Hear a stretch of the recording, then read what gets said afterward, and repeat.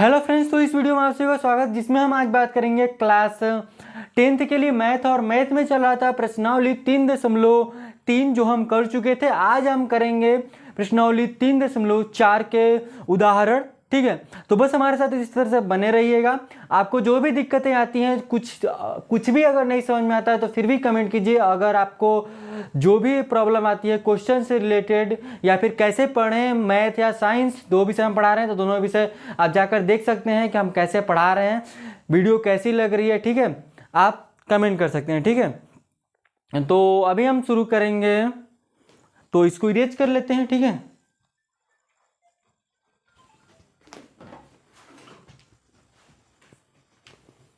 देखिए यहां से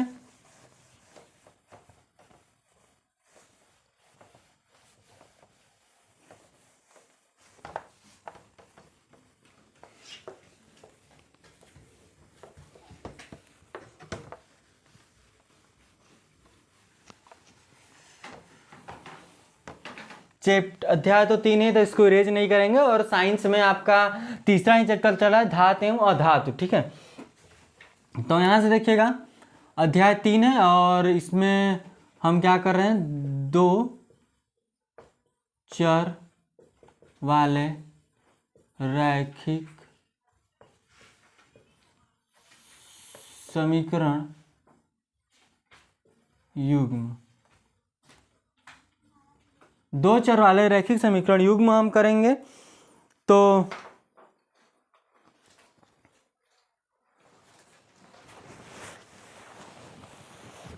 पहले हम उदाहरण करते हैं।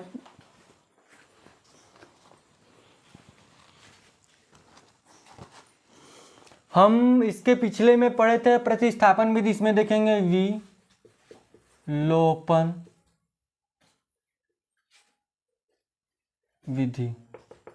विलोपन विधि से हम समीकरणों को हल करना सीखेंगे, जिसमें जो पहला उदाहरण है इसी के तरह है विलोपन विधि का ही। तो उदाहरण 11 देखिएगा, तो 11 है, तो दो व्यक्तियों की आय का अनुपात दिया है हमको। क्या लिखा है कि दो व्यक्तियों के आय का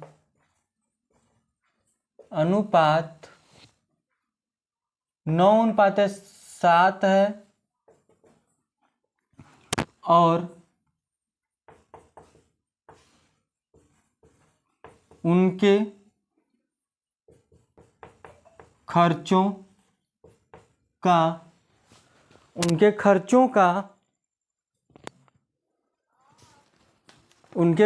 का अनुपात जो है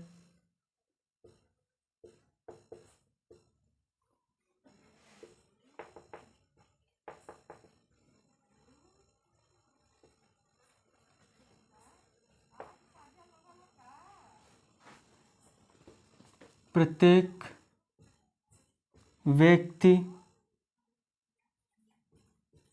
प्रति महीने में 2,000 रुपये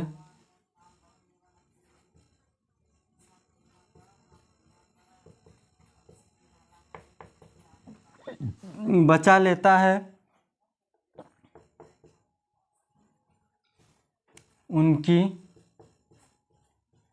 मासिक आय ज्ञात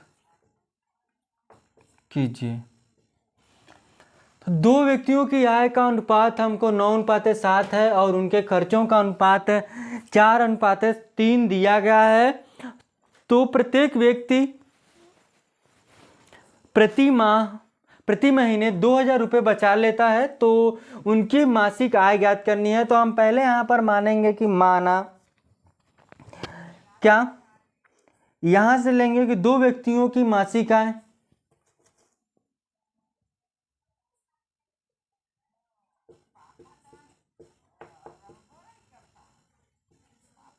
दो व्यक्तियों की मासिक आय 9x और 7x हो जाएगा, ठीक है। मासिक आय कितना हो जाएगा, 9x और 7x हो जाएगा। और उनके खर्चों का,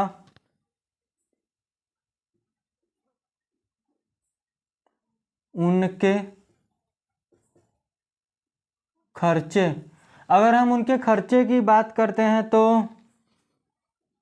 खर्चे क्रमशः यहाँ से 4x और 3x हो जाएगा। और प्रति माह वो कितना बचा लेता है, 2000 वो बचा भी लेता है, ठीक है। जैसे कि 9x रुपये कमाया, जिसमें से उसने 4x रुपये खर्चा किया और उसने 2000 रुपये बचा लिए पहले व्यक्ति ने। फिर दूसरे भी व्यक्ति ने मान लीजिए कि यहाँ से 7x कमाए और उसने फिर उसके बाद 3x खर्च किए, तो फिर भी उसने 2000 रुपये बचा लिए। समीकरण 1 और समीकरण 2, इन दोनों को करेंगे हम किसके नियम से, विलोपन विधि से हम इसको सोल्व करने वाले हैं। तो ध्यान दिए, विलोपन विधि में क्या करते हैं कि या जोड़ते हैं या फिर घटाते हैं, जोड़ने और घटाने पर ही कट जाने चाहिए, यक्स का वैल्यू कट जाना चाहिए, फिर वाई का वैल्यू कट जाना चाहिए, ठीक है। तब जाकर एक ही कोई वैल्यू फाइंड होगा, ठीक है।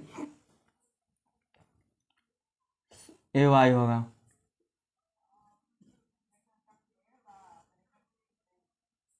ए एक्स होगा, ए वाई होगा। खर्चे हम वाई मानेंगे, ठीक है, यक्स नहीं मानेंगे, नहीं तो आएगा ही नहीं। तो क्या करेंगे, देखिए इन दोनों में से किसी एक को बराबर कर लेते हैं हम, वाई के वैल्यू को फाइंड कर बराबर कर लेते हैं। तो इसमें हम 3 से गुणा कर लेते हैं, इसमें 4 से गुणा करेंगे तो ये 12, यहाँ भी 12 हो जाएगा। तो आप क्या लिख सकते हैं, यहाँ से दिखेगा, यहाँ पे समीकरण 1 और 2 में क्रमशः 3 और 4 से गुणा करने पर, इसमें हम क्या करेंगे, गुणा करेंगे तो यहाँ से कितना हो जाएगा, 3 12y बराबर 6000, ये हो जाएगा 4 से तो 28x और यहाँ से 12y बराबर में 8000, ठीक है। समीकरण इसको 3 मान लीजिएगा, इसको 4 मान लीजिए। तो समीकरण 3 प्लस नहीं माइनस 4 करने पर, देखिए 27x माइनस 12y बराबर में 6000, 28x माइनस 12y बराबर में 8 प्लस माइनस, ये कैंसिल हो जाएगा, प्लस माइनस एक घटेगा तो सिर्फ x बचेगा माइनस का, यहाँ से घटेगा तो सिर्फ कितना बचेगा, 2000 बच जाएगा, अभी माइनस का तो माइनस से माइनस कैंसिल, तो x बराबर 2000 आ जाएगा। तो 2000 उठाकर किसी भी समीकरण में हम रख लेंगे तो हमारा आंसर आ जाएगा, ठीक है। हम यहाँ पर जोड़ते हैं या फिर घटाते हैं, ठीक है। देखिए जोड़ने पर यहाँ कट जा रहा था, यहाँ जोड़ दिए, सॉरी घटाने पर कट रहा है तो घटा दिए, अगर जोड़ने पर कट जाता तो जोड़ देते हैं हम यहाँ से, ठीक है। तो ध्यान से देखिएगा, यहाँ पर क्या करेंगे कि यक्स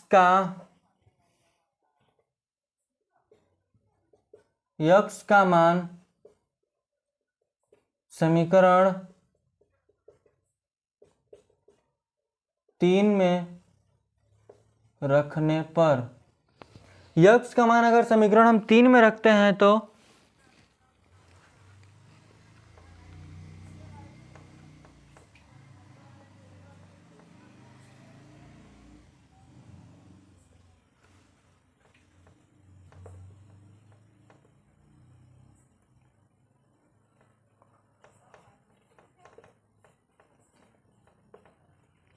इसको उधर लाइए, दूसरा था 14, 2 दूनी 4 1 5 0 0 0।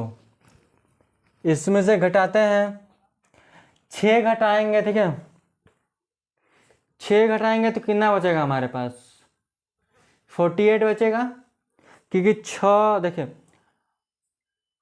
हाँ कितना होगा, माइनस का इतना 12y, 12 ये भी माइनस का ही है तो माइनस से माइनस कैंसिल हो जाएगा और 12 से काटेंगे तो y बराबर 4000 आ जाएगा। तो y का मान 4 आएगा और x का मान 2000 आ जाएगा, ठीक है। उसकी प्रति माह ये 2000 कमाता है और 4000 कमाता है, ठीक है।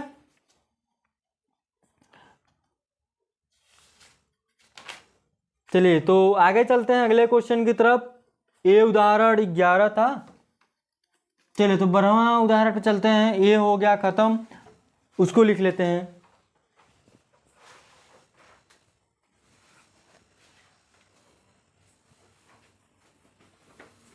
क्वेश्चन चेंज करते हैं, ठीक है। अगर आप नहीं उतारे हो तो उतार लीजिएगा। ये 12वां उदाहरण होगा जिसमें हम करेंगे कि विलोपन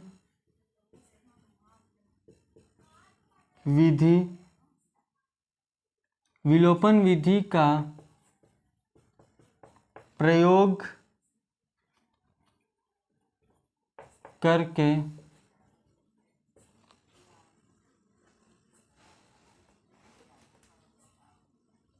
निम्न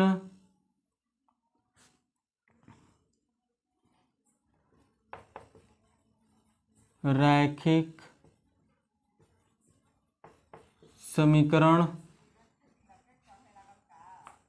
समीकरण युग्म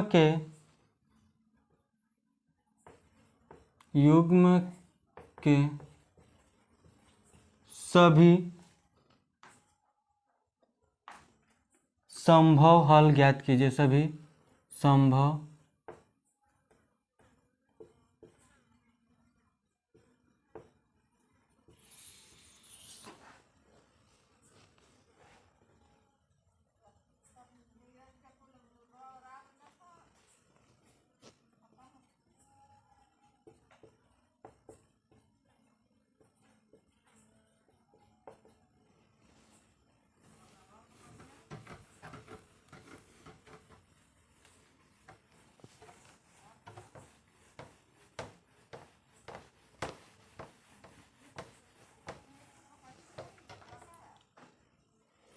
तो विलोपन विधि का प्रयोग करके निम्न रैखिक समीकरण युग्म के सभी संभव हल ज्ञात कीजिए। समीकरण क्या है उसके बारे में देख लेते हैं। देखिए यहाँ से 2x है प्लस में 3y है बराबर 8 है, फिर उसके बाद 4x और प्लस 6y बराबर में 7।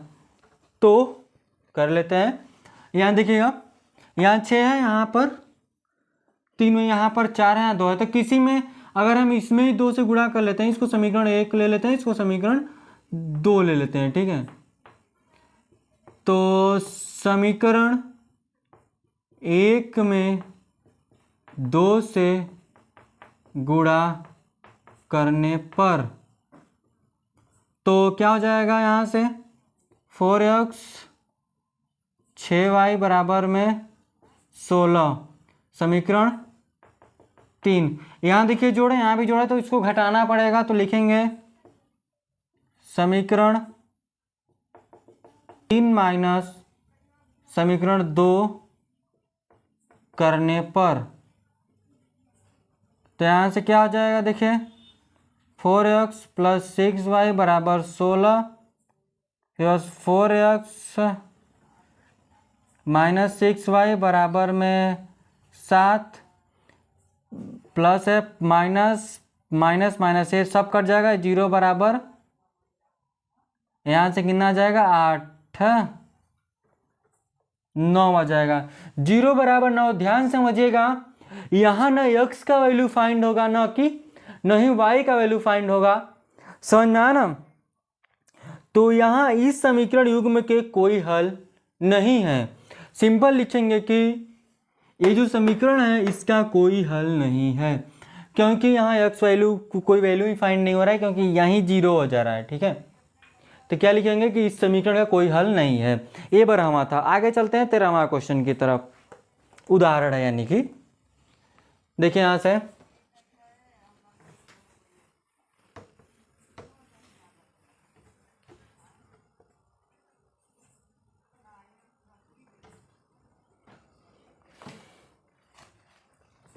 बोला, दो अंकों की एक संख्या व उसके अंकों को उलटने पर बनी संख्या का योग 16 है। यदि संख्या के अंकों का अंतर 2 हो तो संख्या ज्ञात कीजिए।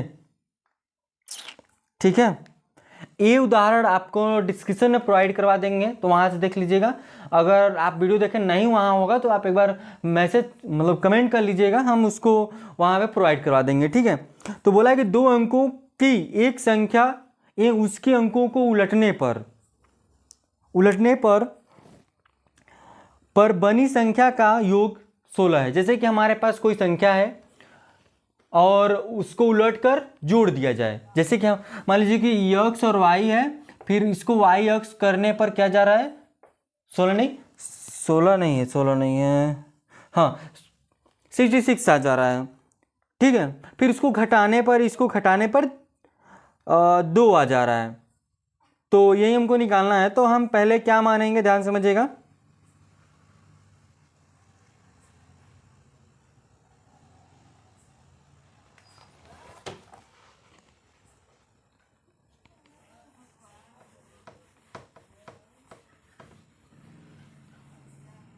लिखेंगे माना, क्या मानेंगे, ध्यान समझिएगा। यहां से प्रथम संख्या माना, प्रथम संख्या इकाई और दहाई क्रमशः x और y है, x और y है। और इसको हम x और y है तो देखिए दहाई और इकाई हमको लिखना चाहिए था ना, इकाई x मानो, दहाई को इकाई को y मान लेते हैं, दहाई को x मान लेते हैं। ठीक है, तो यहां से क्या हो जाएगा, देखिए दहाई का तो 10 होता है, 10x प्लस कितना हो जाएगा, y हो जाएगा। ये हो जाएगा संख्या उलट देने पर, यानी कि आपका इकाई जो है वो x हो गया, दहाई जो है वो y हो गया, यानी कि 10y प्लस कितना हो गया, x, ये हो गया। तो इन दोनों को जोड़ने पर 10x plus y plus 10y plus x बराबर में ये हो जा रहा है। तो इनको जोड़िएगा, इसको जोड़, देखिए 10x और x है तो 11x हो जाएगा। यहाँ से 11y बराबर में 66, तो x प्लस y बराबर में 66 आ जाए, 6 आ जाएगा, समीकरण 1 हो गया। ठीक उसी तरह से बोला है कि इन दोनों को घटाने पर क्या जाएगा, तो क्या करेंगे कि सिंपल सा 10x प्लस y माइनस में 10y प्लस x बराबर में 2 आ रहा है। तो इसको 10x में से x घटाएंगे तो 9 बचेगा, 9x।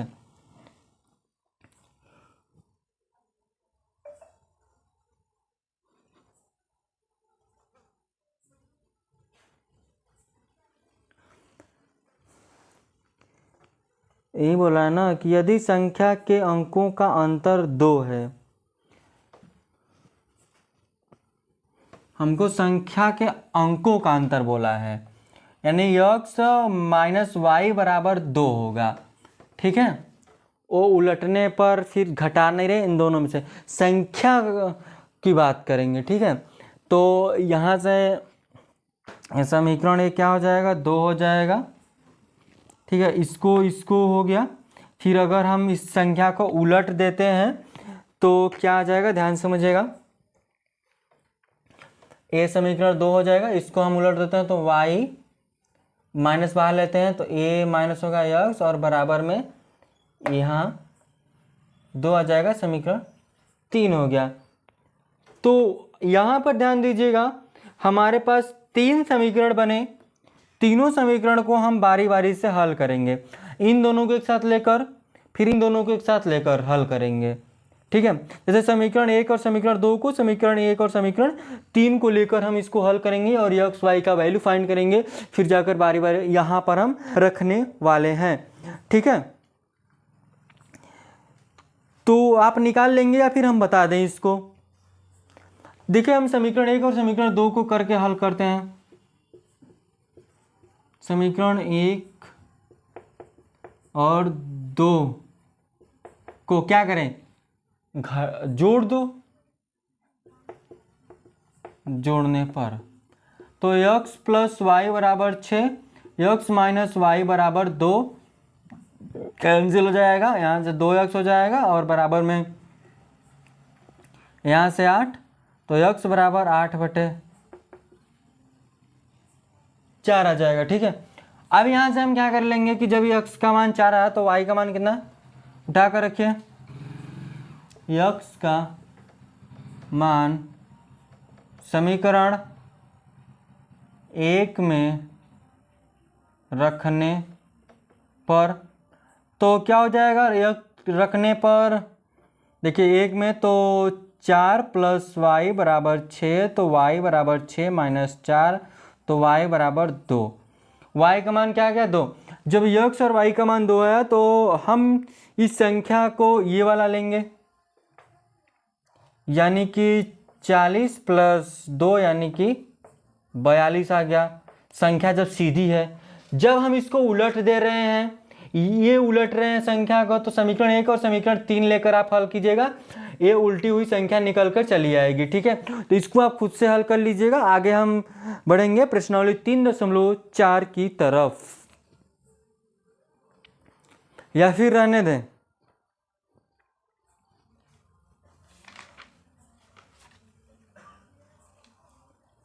जो पहला क्वेश्चन है, बोला निम्नलिखित समीकरणों के युग्म को विलोपन विधि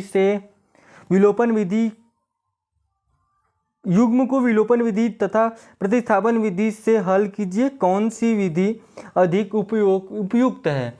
तो कोई विधि से इसको हल कीजिए, कोई दिक्कत नहीं है, आप प्रतिस्थापन विलोपन जो भी इच्छा करें आप हल कर सकते हैं। ठीक है,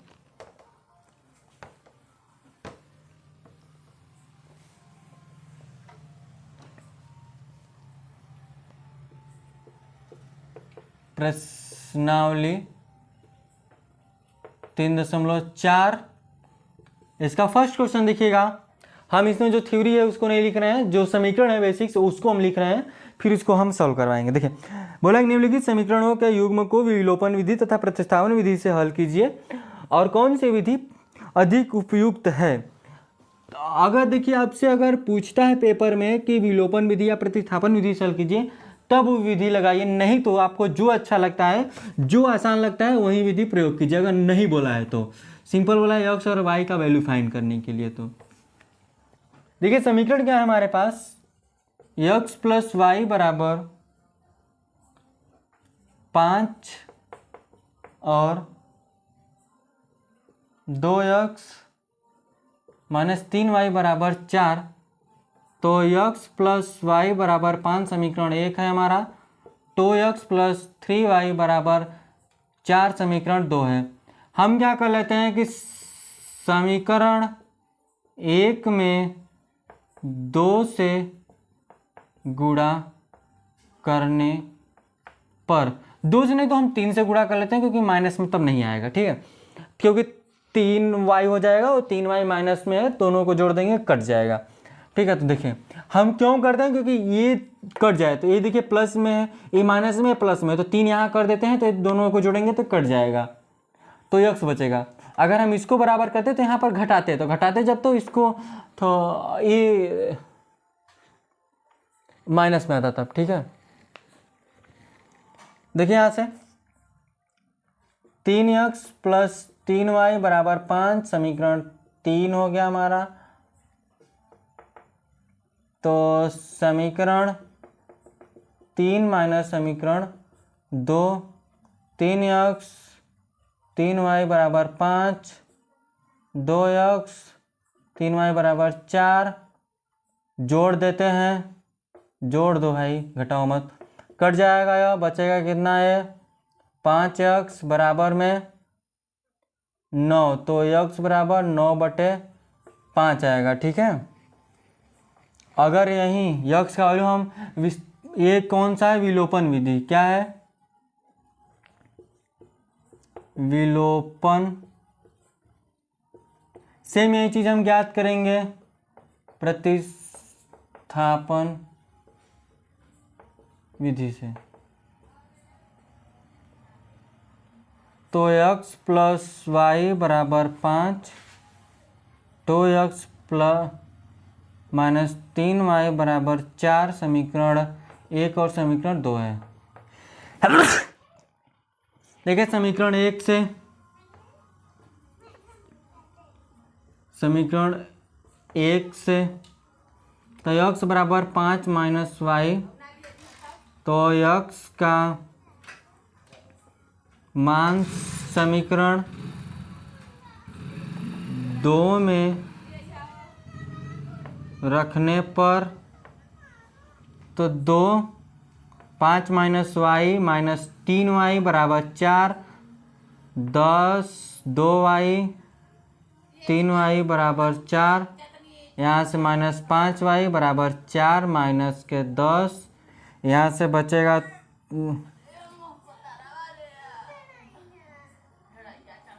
यहाँ देखिए थोड़ा सा मिस्टेक हुआ है, ठीक है।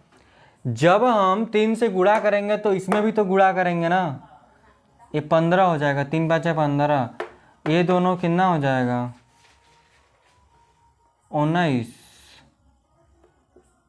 ठीक है।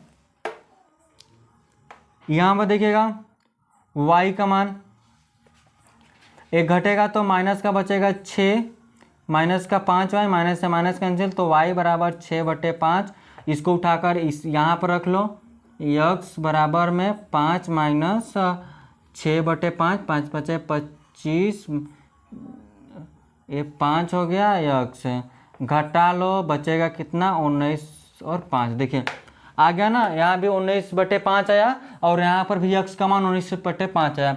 अब यह इसमें अगर x का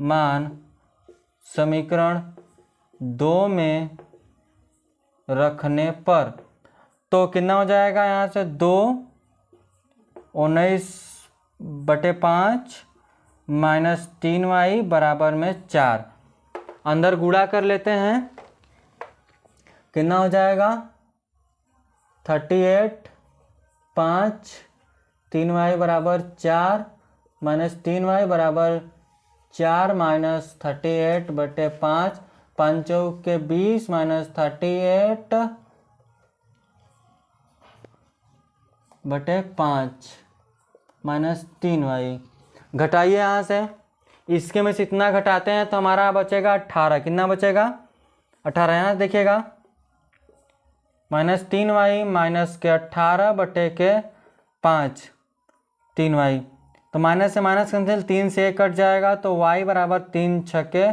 18, y का मान 6/5 आया ना, यानी कि दोनों तरीके से सेम आंसर आना चाहिए, न कि प्रतिस्थापन विधि से आप हल करेंगे तो कुछ और आए और विलोपन विधि से करें तो कुछ और आ जाए, ठीक है। तब यानी कि वो सवाल गलत हो जाएगा, ठीक है। तो चलिएगा आज के लिए बस इतना रखेंगे, अगर आपको जो भी दिक्कत आती है तो आप कमेंट करेंगे, अगर आपको समझ में आता है तो ठीक है, नहीं समझ में आता है तो आप एक बार और वीडियो को देख लीजिए, ठीक है। चलिए तो आज के लिए बस इतना रखेंगे, धन्यवाद।